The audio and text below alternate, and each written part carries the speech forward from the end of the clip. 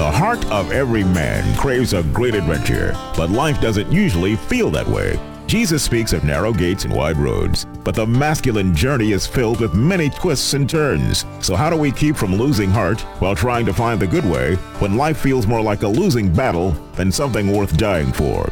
Grab your gear and come on a quest with your band of brothers who will serve as the guides in what we call the masculine journey. The masculine journey starts here now. Welcome into the Masculine Journey radio show. We're so glad that you've joined us today. Hard to believe, guys, that it's almost the end of January already. I have a confession to make. My Christmas tree is still up. I was thinking about taking it down. Ours was last weekend, so we finally got it down. And I felt better when I went to Virginia to see my parents for my dad's birthday this past week, because theirs was still up too. So I said, I'm glad I'm not the only one. But around the table and on the coast, we have Robbie Dillmore. We have Big Jim Graham back with us, who looks like he's come from the coast with the palm tree shirt and everything on there. He's looking very relaxed. And we're grateful to have Jim Bilecki back. Jim hasn't been with us for a while. Jim, it's good to see you here today. Thank you. Glad to have you here.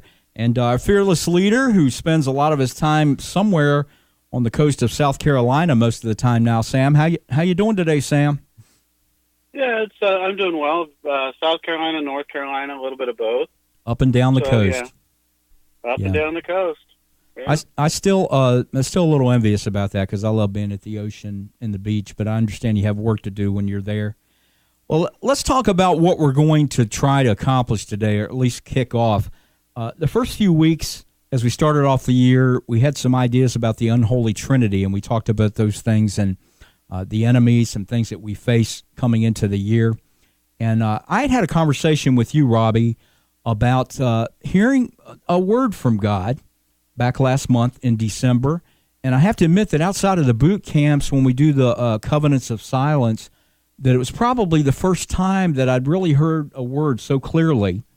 And I came to you and I started writing. I wrote down that word, and then I wrote down some other words that maybe someone would get, words that may come with its patience. I think Jim was talking about listening a while ago. And you brought up this whole concept that comes from Ransom Hart and John Eldridge of hearing advanced words for the year.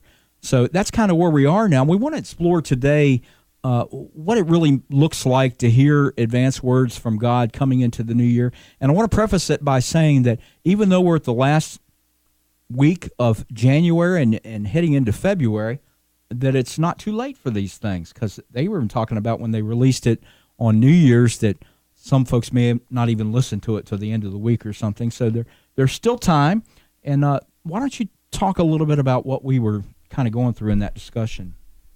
Yeah, well, at the boot camps, the covenant of silences are an opportunity for us to go out and get alone and get quiet and try to hear from God on, subject matters that we give the guys as they go out and the covenant of silence. Well, what John had mentioned in these podcasts that I'd heard last year was that they, at the beginning of the year, asked God or Jesus, depend on who, the relationship that you have within the Trinity. I like to move around. Sometimes I ask the Father, sometimes I ask the Holy Spirit. But ask God for a particular word to help you to interpret or to go with him in the year of 2018, or, an advanced word for the year, and then to begin to write that down. Mm-hmm. And as you go through and put it someplace where you can look at it constantly, where you see it every day, and think, wow, what does that have to do with today? And how can I help me interpret, Jesus, what it is that I'm experiencing now as we go through the year? And it was kind of neat to listen to John. He whetted my appetite for that, because he was like, at the end of the year, I don't want to give up that word and get another word, because I'm so excited. I've been enjoying this word for the last year. And it really whet my appetite to go on that adventure to hear something from the Lord myself. Yeah. And so, honestly, I picked it up last year and began doing it every day, and was really excited coming into 2018 to pick up a yearly word. And then you shared your word. Yeah. And Andy, who is normally with us, has to be in Dallas today. We hate that for you, Andy. We know you're out there. He was really excited about this. But it's really cool. I've heard now that Jim's had a word this year already. He's been practicing. Well, it's interesting because you said this is from John. Well, the way God usually talks to me is through multiple areas. And I had a leadership course went through with our staff last fall, and it included this as well. And we had a life word and a year word. And I'd heard it. This is the fourth different place I've heard about having a word for the year. So I said, okay, God, I need a word. And last year, my life word is hesed, which is the Old Testament love. You and say I'm that. good with that it one. looks like chest to me when I see it. CHESSED. But last what that word, is. service was my word, which I was handy with and Yeah. like that. I was good with that. And this year I heard very quickly and clearly it's listen. Yeah. And so that's what I'm going to do most of this podcast. But we really, that hit me as what sort of like my name did. Really? Is that it? But it was immediate that, you need to listen for my voice and spend more time with God and listen to others, because I love to talk. And usually when I'm talking, I'm thinking about what I'm going to say next rather than listening to what you're telling me. So. Well, speaking of listening, if you're a first-time listener on the Masculine Journey radio show, we like to use movie clips to kind of illustrate our topics. And Robbie, as usual, came up with one that gives us a little funny intro to what we're doing. And this clip was a little bit about listening, or maybe the lack thereof. Planes, trains, and automobiles. They were trying to get them a message about you're going the wrong way, which could mean a lot of different things. Look at that guy on the wrong side of the highway. He's going to kill somebody. Hey! Hey, what's going on? Some joker wants to race. Don't race. That's ridiculous. All right, come on. Let's go. Let's go. Put your window down! You want something? He's probably drunk. You're going the wrong way! What? You're going the wrong way! He says we're going the wrong way. Oh, he's drunk. How would he know where we're going? Yeah, how would he know? Thank you. Thanks a lot. Terrific. Thank you. What a moron. You're going in the wrong direction! You're going to kill somebody! You're going the wrong way!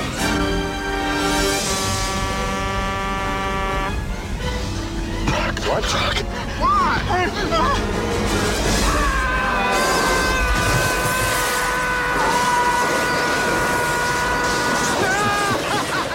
And it kind of went downhill from there, didn't it?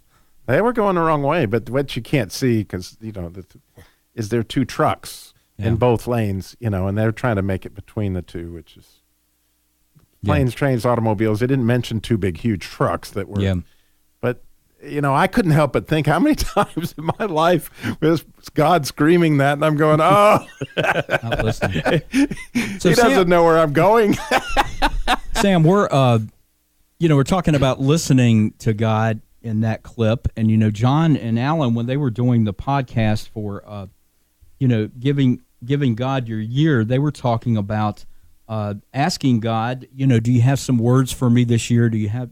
And we were kind of talking in the pre-show about how this happens at the boot camps, where we have the covenants of silence, and you've spoken on more than one occasion about listening for God. How does that come about for us? Because we have some guys sometimes that go off and they come back and they go, I got nothing, and other guys that are really blessed with some things. It seems like it would take some patience and some practice.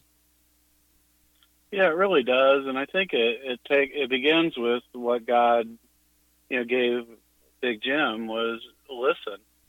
And it's not listening with agenda. It's not listening for desired. God, I really want my word to be, fame or fortune this year, right? God, you can't come at God with those types of things as much as, just God, what do you have for me? What are you wanting me to hear today? And that may be a word, or it may be a statement, or it may be something as simple as something as pronounced as I love you. Yeah. Just letting God be the author of what that conversation looks like. Yeah. And Jim Bilecki, we kind of have to clear the plate. This was something else they were talking about. It could be clearing the plate from 2017. It could be clearing it from years back. Right. The way that they put it was, we have to turn old agreements over absolutely. to God and say we're going to let go of those agreements. How does that play into having those conversations with God and hearing from Him? Well, yeah, I think for the most part is it comes down to the agreements. We all have listened to the enemy and have those lies that we agree. As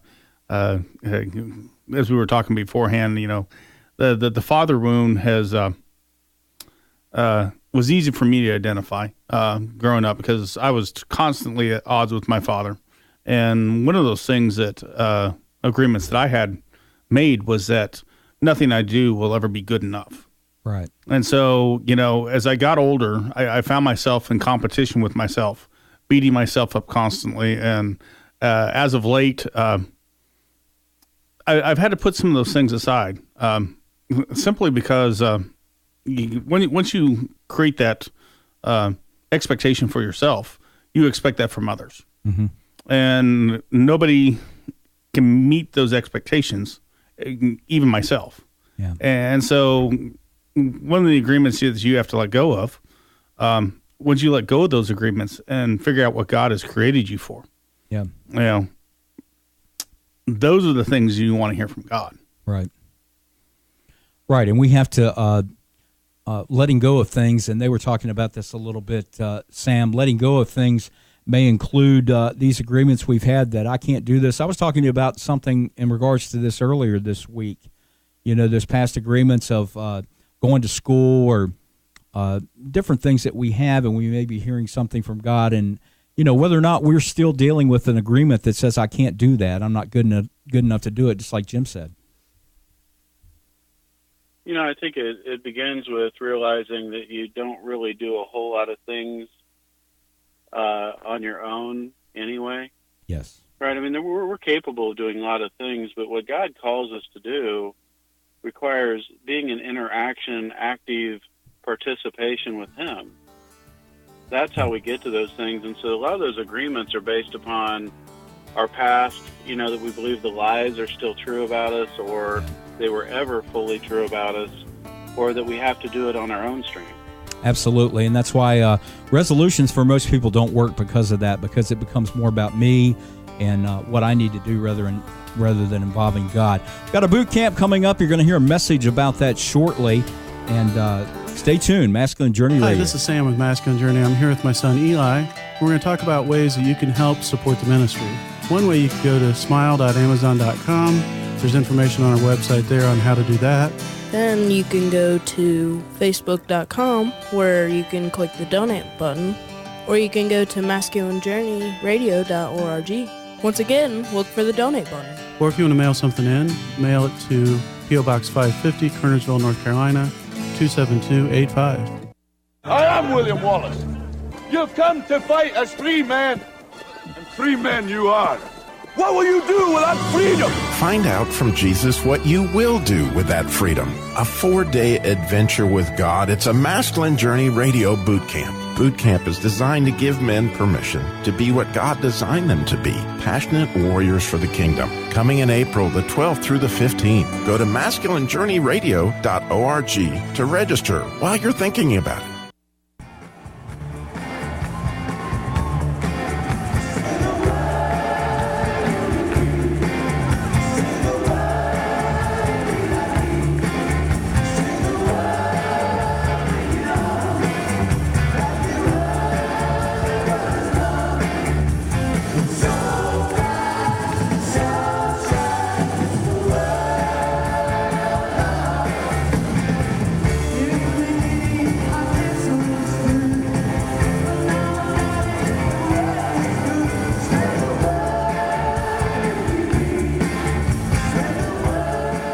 Welcome back to the Masculine Journey Radio Show. A clip there from one of Sam's favorite groups, the Beatles, and The Word. I know that's one of your favorite groups, Sam. But the interesting thing about that and that music bumper, and the reason why I chose that, is oftentimes we're going to God and we're saying, Can you just give me the word? Can you slip me the answer? Actually, John Lennon of the Beatles did that one time. He said, he thought if he went up in the helicopter with someone that he might slip him the answer. And we don't always get that, Sam, but sometimes we get a word. And we've got a clip from a movie, Field of Dreams, that we've used. We've used this before. We use it at boot camps, but I was wondering if you might set that up for us. It's a short clip. Absolutely. This is the guy is just kind of out on his own. He keeps hearing this voice telling him a very pronounced message, and he doesn't really get a lot of detail around it. It just requires him to go on this adventure with the voice, to go on this adventure to find out what he was really being told.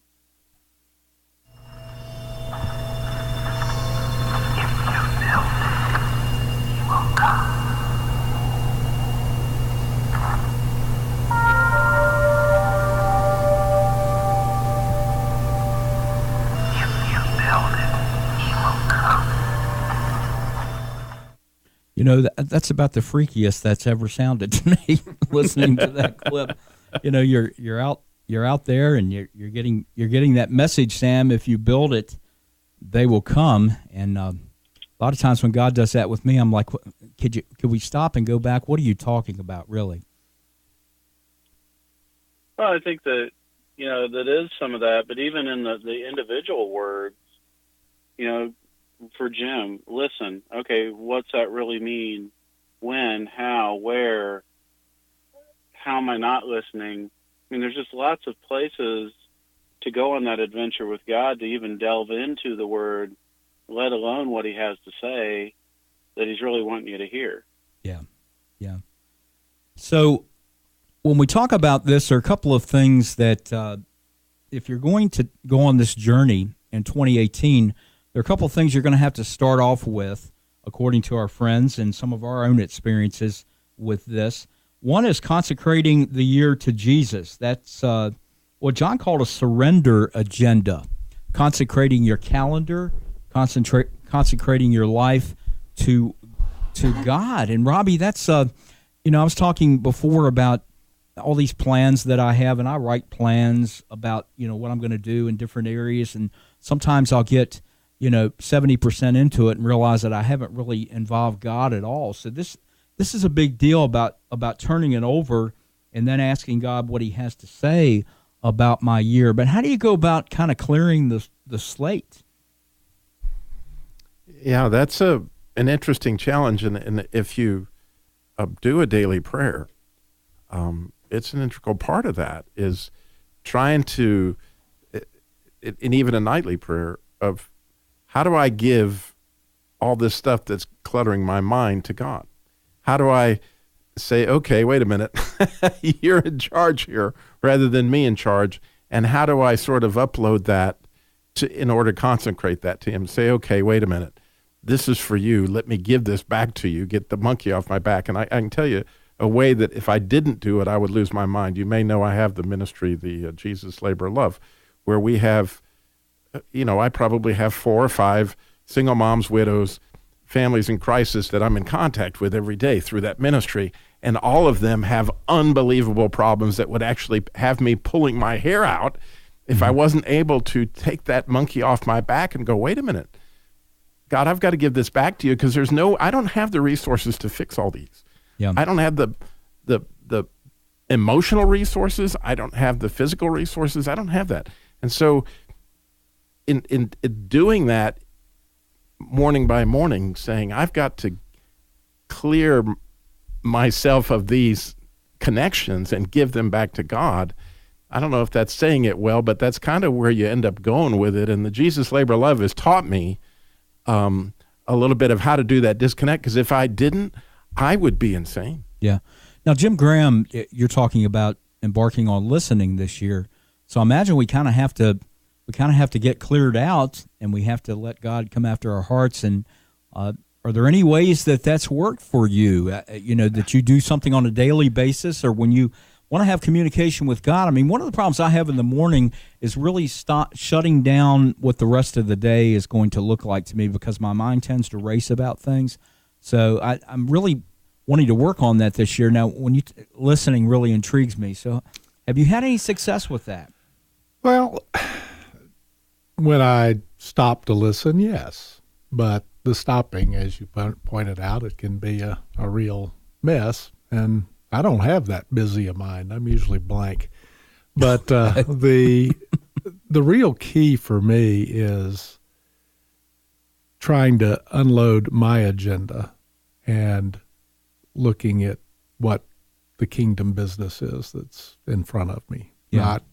Not, I need to work on getting these bills paid and that sort of thing. If I can let go of that, then I'm available for hearing from God. And Sam, I know you've talked about, if I remember correctly, you've talked about being out in God's nature, that kind of helps you to be in touch with Him. It really does.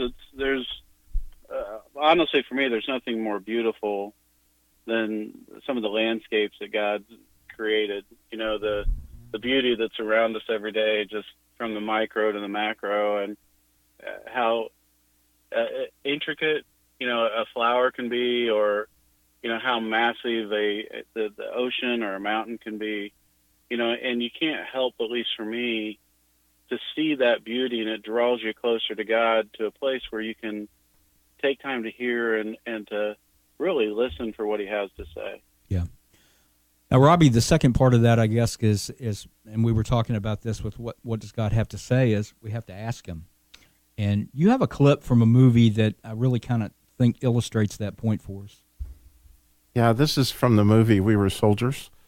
And it's a scene where this young man has just had a baby, and he is struggling with being a soldier and a father, and what that means actually to take another person's life and how to interpret that.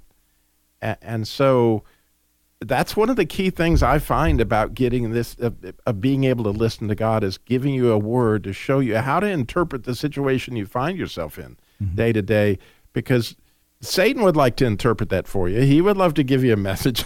I guarantee you he would. But it's just a critical thing to stop, which is what Mel Gibson's great leadership does here, and say, let's ask Him.